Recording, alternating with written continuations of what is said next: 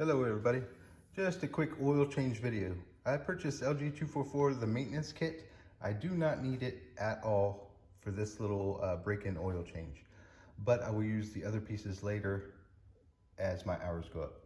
So it comes with 2 quarts of turf guard, oil filter, sticker, 2 clips for the fuel filter, air filter, spark plugs, air filter foam, fuel filter, and there's the other quart. But as I said, the only thing I'll be using today is the oil filter and the oil, and I'll use the rest later. So here we are. This is just a simple oil change. Something that I like to do, I've been in the habit of it, especially coming from colder climates. I'll run my engine a little bit to warm up the oil. It drains faster and it just makes the whole process go a little quicker. You don't need to do much, just 30 seconds or so, unless it's been sitting in the barn for 2 months in the frozen tundra, then you might want to look into it. So the only reason I'm making this video is because it's slightly different on some of the older models, how you drain the oil. This one is super simple. Here's your dipstick. This is on the left side of the mower. And then we're going to take a look right down below. This brass valve right here is where you drain the oil. Super simple. So looking from this side, you can see it's in an up and down position right now. And when we open it, I just have a coffee can down here below to catch it all. All right, here we are. Here's this little drain valve. And the oil's gonna drip from right here. And right here is a little safety clip that keeps this from turning accidentally and draining your oil while you're mowing. So all you're gonna do is pull up on that to get out of the way, and she starts a-flowing. Alrighty, we got the oil draining on that side. So over here, just pop the cap. And if you can hear that in the background, you can hear that it started flowing faster. That's just getting a little air behind it, letting it drain better. Right below that, here's the oil filter. Now, beneath this, it's hard to see. It's kind of greenish, if you can see it, that tube right there. There's a cup right here that catches any oil that spills.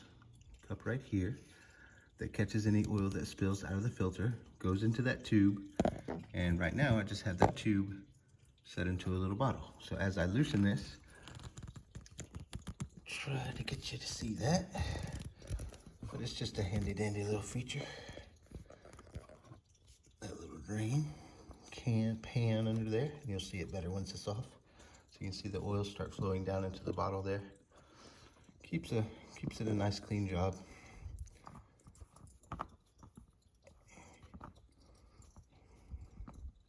I like to open it up substantially and let it mostly drain out of there before I attempt to pull the filter completely off. This is always just a less mess type of a thing. There's not going to be too much in there, but why spill it if you don't have to? Alrighty. It's drained pretty good. We'll go ahead and take this completely off. And you'll see a little more oil spills down in there. And that handy dandy little tray that they've put in place. Many people will tell you, make sure you still have the seal right here on your old filter, because you can see that is loose. And if it stayed up on that housing right there, your new filter will not seal properly. Now, before you get ready to put the new filter back on, just give this a clean up.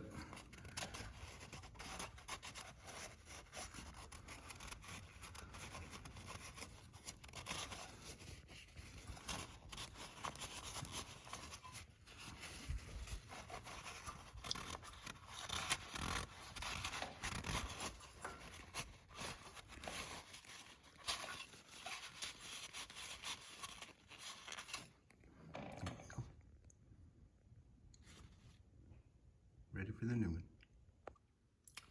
So here's our new filter, and that, just in case you need it, if you want to buy it separately, AM107423.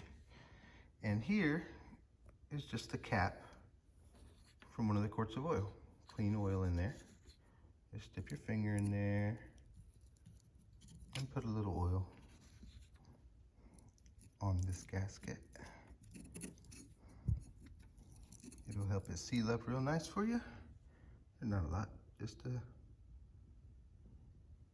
little sheen of it. So here we go, new oil filter ready to go in. A little lube on there. This is not an oil filter that you could pre-fill because it is a sideways orientation. It'll all just spill out anyway. And these are going to be just hand tight only. When you get started here, make sure you go slow so you don't cross thread. Cross thread means that you've got it on there crooked and you're just going to damage your threads and it's not going to seal up for you and you're going to have a leak all over the place.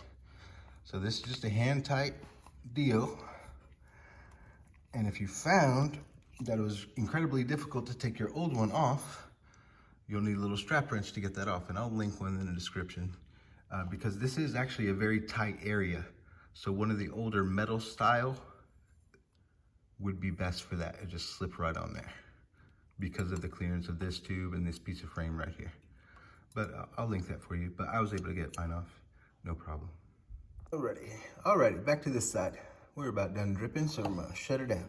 So remember this clip right here, you still have to pull this back when closing it or else it'll jam up against that right there.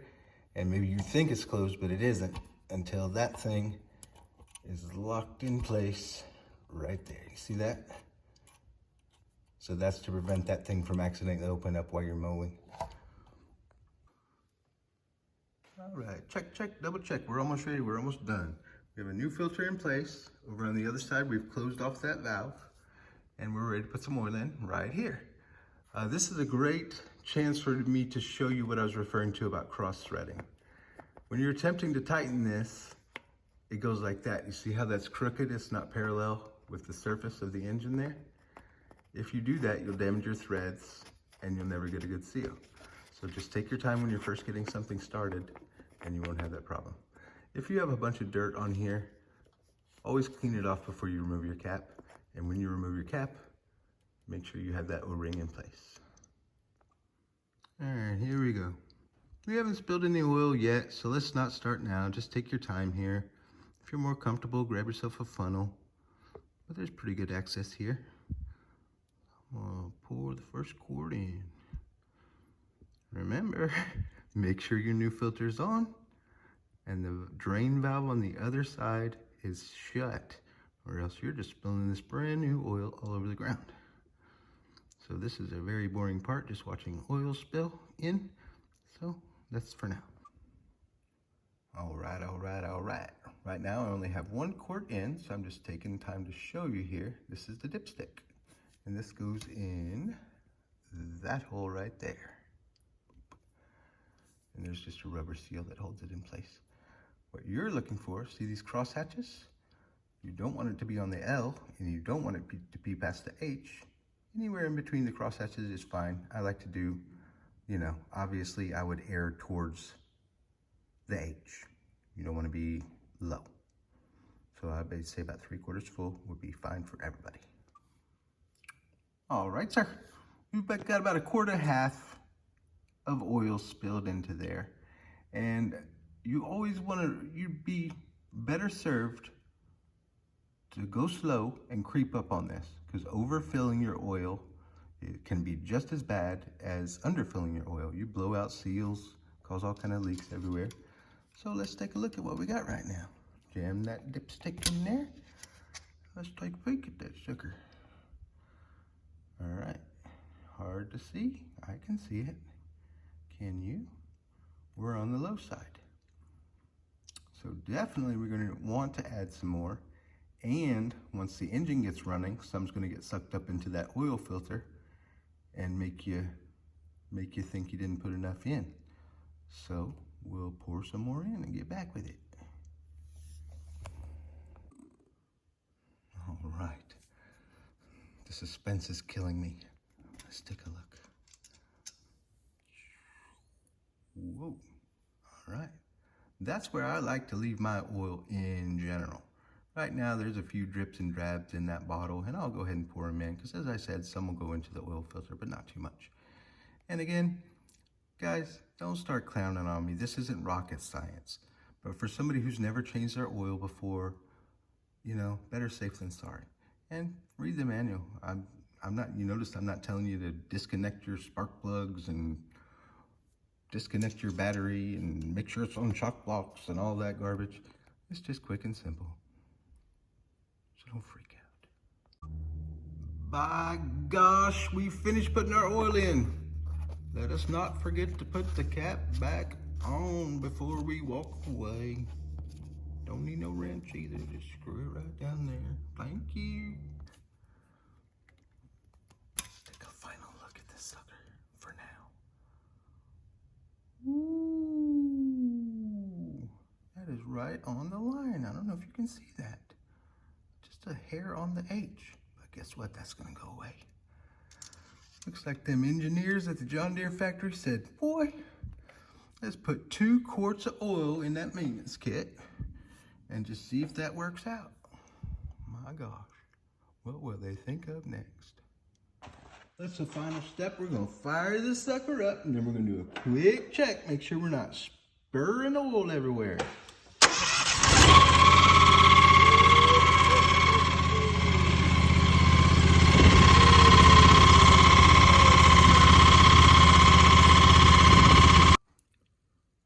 We're beating a dead horse on this one, ain't we?